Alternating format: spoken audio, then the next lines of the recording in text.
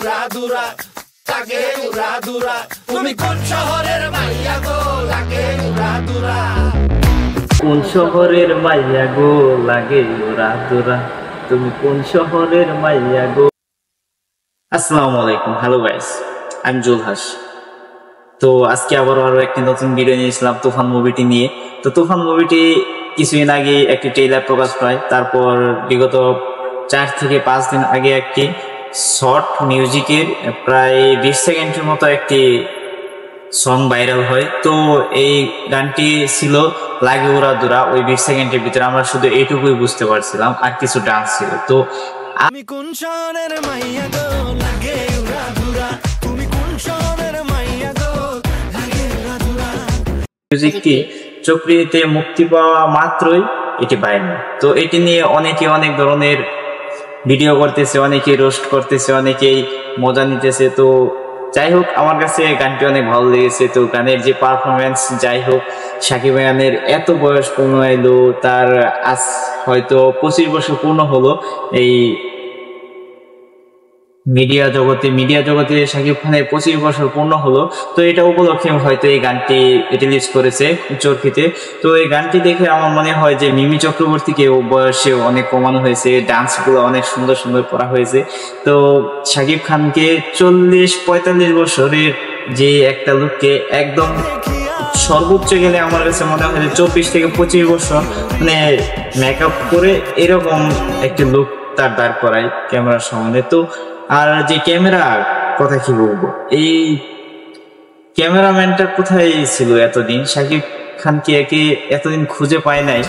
তো এত সুন্দর করে এই মিউজিকে ক্যামেরাগুলা এত অ্যাঙ্গেল সিস্টেমে ধরছে, তো নিচ থেকে ধরেছে। কিছু কিছু ক্যামেরা ধরার সিস্টেমগুলা এতটা আপডেট করা হয়েছে যা অন্য কোনো মুভিতে আমি এখন পর্যন্ত পাই নাই সাকিব খানের। কিন্তু এই মুভির এইগুলোর এই ক্যামেরা ধরার সিস্টেমটা বলিউডের ছিল বেশিরভাগই। আমরা দেখতাম যে বলিউড সিনেমায় ক্যামেরা কত সুন্দর, এই অ্যাঙ্গেলে কোন জায়গা থেকে কোনটা ধরলে লুকটা কেমন দেখা যাবে, এটা নিয়ে একদম পুরাটাই ছিল আর কি, যেগুলো দেখে আমরা মজা পেতাম। তো হঠাৎ করেই দেখি আমরা যে বাংলাদেশে এটা সুন্দর, বাংলাদেশে এটা করে দেখাইলো যে আমাদের সাকিবিয়ান ভাই। তো যাই হোক, ভিডিওটি মিউজিকটি অনেক ভালো লেগেছে।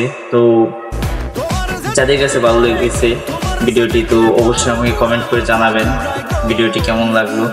তো আপনার কমেন্টের আশায় থাকবো। কিন্তু আমার কাছে অনেকই ভালো লেগেছে এই তুফান মুভিটি। আর হ্যাঁ, এটি আরো একটি কথা না বললেই নয়, এই কথাটি হলো গিয়ে যে বলিউড কাঁপিয়ে এবার সবার উপরে যাবে আমাদের তুফান।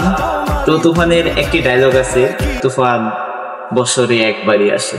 তো এই মুভিতে কি ধরনের ডায়লগ থাকতে পারে, তো অবশ্যই আপনারা কমেন্টে জানাবেন কি কেমন হবে, তো কার ক্যারেক্টার কেমন হবে। তো এই মুভিটির হয়তো আরো 2-1টি সং রিলিজ হবে, আবার আরো একটি ট্রেইলারও আসতে পারে, যেহেতু এখনো বেশ কিছুদিন আছে ঈদের বাকি। তো এটা নিয়ে যাই হোক, চরকিতে তো পুরাই ফাটাই দিতেছে।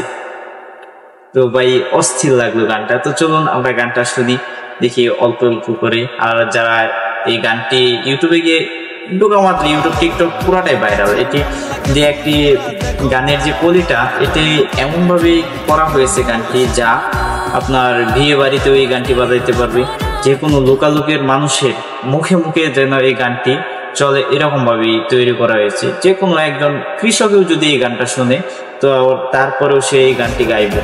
একবার শুনলে ভাই পুরা মানে কলিটাই মুখস্থ হয়ে যায়। তো কলিটা যখন মুখস্থ হয়ে যায়, এটা তো মানুষের মুখোমুখি থাকবে।